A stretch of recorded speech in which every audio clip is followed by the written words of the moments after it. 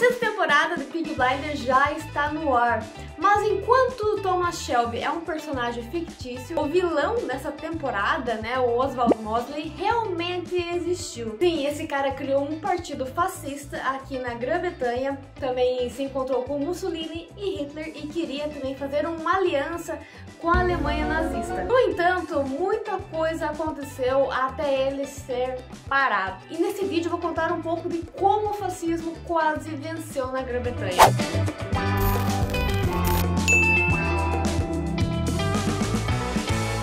Galera, tudo bem com vocês? Bem-vindos a mais esse canal da Pura Guria. Eu sou a Andy e eu moro aqui no Reino Unido faz alguns anos, né? Eu já morei um bom tempo na Inglaterra, lá pertinho dos Peaky Blinders, lá perto de Birmingham.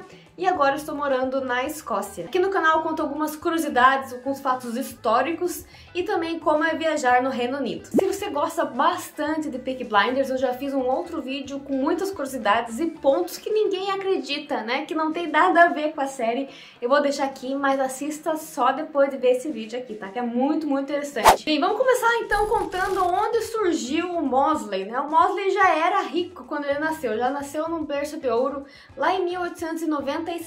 E ele mais tarde ele daria um título de sexto baronete. Ele era campeão em esgrima, também estudou na Winchester College, que aliás outra cidade bem legal para visitar. Também ele era cadete na Royal Military Academy of Sandhurst, um pouquinho antes da guerra. Queriam enviar ele para batalhar, né? Só que ele pensou melhor e resolveu tirar a licença de piloto para lutar com a Royal Flying Corps. Só que aí ele teve um acidente de avião em 1915 e foi considerado como inválido porque ele quebrou o tornozelo e não poderia mais batalhar. Ele trabalhar atrás de uma mesa, né, serviria o país dentro do escritório, e ele foi colocado no Ministério de Munições e no Ministério das Relações Exteriores. E apesar da sua curta carreira militar, Mosley gostou muito disso e começou a mostrar mais interesse político, né? Ele se tornou um orador famoso porque ele era muito carismático e teve até pessoas que o consideraram como o orador literário mais polido da Câmara dos Comuns. E ele ganhou a sua primeira eleição no Partido Conservador aos 21 anos para atuar como deputado. Então ele meio que serviu para o Partido dos Independentes, depois para o Partido dos Trabalhadores e serviu na Câmara dos Comuns de 1918 a 1931. E foi exatamente nesse ano que ele perdeu o seu assento, justamente porque ele criou um partido próprio, que era conhecido como New Party. E assim, todas as reuniões desse partido tinham uma milícia por trás, né, que protegia as reuniões. E essa milícia era conhecida como Beef Boys, que eles eram bem violentos, né? Foi uma das primeiras vezes que associaram essa violência a um partido político. E um ano depois ele mudou o nome do partido para a União Britânica de Fascistas, também conhecida pela sigla BUF, né, BUF, após uma viagem pela Itália, quando ele conheceu um pouco mais do governo fascista de Benito Mussolini. Nessas fotos vocês veem uma grande semelhança dos elementos do regime de Mussolini e também da Alemanha nazista no partido de Mosley. E ele também se inspirou na milícia de Mussolini, criando um uniforme próprio para todos os membros do partido, que todos deveriam usar as roupas pretas. Essa prática só foi proibida em 1936. E então todo esse tempo ele se inspirava muito nos discursos do Hitler, do Mussolini, a forma como ele atuava, a forma como ele se vestia, falava com o público, era tudo muito estudado e baseado nesses dois líderes. Como a Grã-Bretanha não estava assim numa situação muito boa, ele conseguia captar muitos seguidores, né? Porque ele, como eu falei, ele era um orador muito carismático. E ele falava o que as pessoas queriam ouvir. Então ele conseguiu ter em torno de 50 mil membros no partido, né? Inclusive alguns donos de jornais como o Daily Mail e o Daily Mirror. Tanto que quem está assistindo a nova temporada sabe que o Thomas chamou esses dois jornais de lixo. Então, e continua sendo um pouco verdade. E durante os discursos e comícios de Mosley sempre teve muitos protestos antifascistas e muita violência envolvida, né? Porque acabam se tacando no cacete mesmo, na rua. E isso fez com que o público meio que se distanciasse do partido dele. E teve dois eventos muito importantes que ajudaram ainda mais a empurrar o público do partido dele, né? O primeiro foi o Rally Olímpia de 1934, quando a ala paramilitar, essa milícia da BUF, entrou em conflito, né, e atacou brutalmente os dissidentes antifascistas e judeus que vieram protestar contra o discurso de Mosley para cerca de 12 mil pessoas. Então, foi um quebra-pau muito grande. E a outra foi chamada de Batalha de Cable Street em 1936, quando milhares de opositores interromperam uma tentativa de marcha do partido dele e que tinha a intenção, né, de incitar o medo nos moradores, porque eles queriam passar justamente numa área de judeus em Londres. Essa marcha não foi proibida pelo governo, havia mais de 7 mil policiais, alguns até montados em cavalos, para tentar liberar o espaço, né, para que eles passassem. Só que era tanta gente protestando contra que deu um auê e a polícia teve que mandar ele fazer outra rota e cancelar. E foi após esse evento que o governo proibiu qualquer tipo de uniforme para um partido político e também encontros de partido em larga escala sem a permissão da polícia. Então ambos os incidentes criaram uma atenção muito grande no público e ajudou a afastar cada vez mais gente do partido. Claro que ainda existiam membros, né?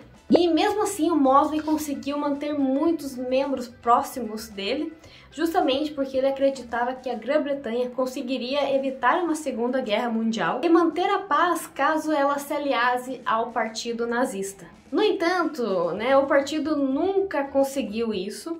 Ele nunca teve um assento no parlamento. E quando a Grã-Bretanha ficou acuada na Segunda Guerra Mundial, o apoio ao partido dele foi efetivamente terminado e proibiram o partido dele em 1940. Foi banido do governo. Então Mosley, a sua esposa Diana Guinness e também vários outros apoiadores fascistas foram presos. Eles foram levados para a prisão de Holloway.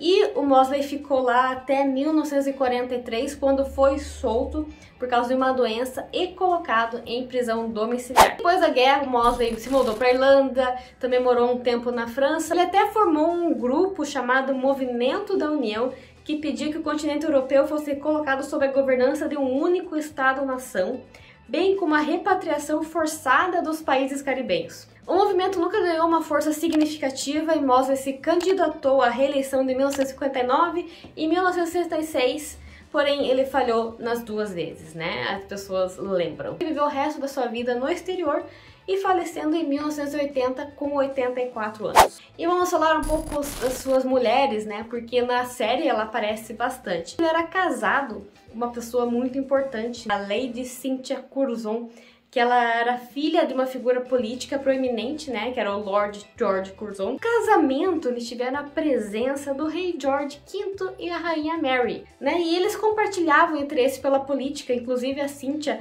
foi eleita deputada pelo Partido Trabalhador em 1929, coincidentemente na cidade que eu morava antes na Inglaterra, né, chamada de Stoke-on-Trent. E aí, quando Mosley criou, né, um novo partido lá em 1931, ela não conseguiu mais nenhum assento, não conseguiu se eleger. E durante o casamento, o Mosley sempre teve muitos casos. Ele era muito mulherengo, tinha vários amantes, inclusive com a irmã mais nova da esposa e a sua madrasta. Diz a lenda que ele até teve um filho com a madrasta. Bem, a Cynthia acabou morrendo de peritonite em 1933 e deixou 3 filhos. Mas olha agora, gente, 3 anos depois, o Mosley se casou com a Diana Guinness, que ela era casada com um herdeiro da Guinness, sim, da cerveja Guinness, lá da Irlanda. Ela acabou deixando ele por Mosley. O casamento deles foi feito às escondidas, foi feito na casa do Joseph Goebbels, lá na Alemanha, e na lista de convidados estava ninguém menos, ninguém mais do que Adolf Hitler. E eles só revelaram isso a público quando ela ficou grávida de um filho, né, e teve o primeiro filho em 1938. O casal permaneceu junto aí mesmo, né, tendo vários casos extraconjugais, e ela morreu em Paris em 2003, aos 93 anos. Eu achei muito interessante também porque eles usaram exatamente o mesmo estilo de roupa que tá nessa foto aqui no seriado. Então é isso aí, galera, espero que vocês tenham gostado desse vídeo. O que vocês acharam desse tema? Comenta aqui embaixo, também se inscreve no canal, dá o seu joinha, que o seu dedo não vai cair.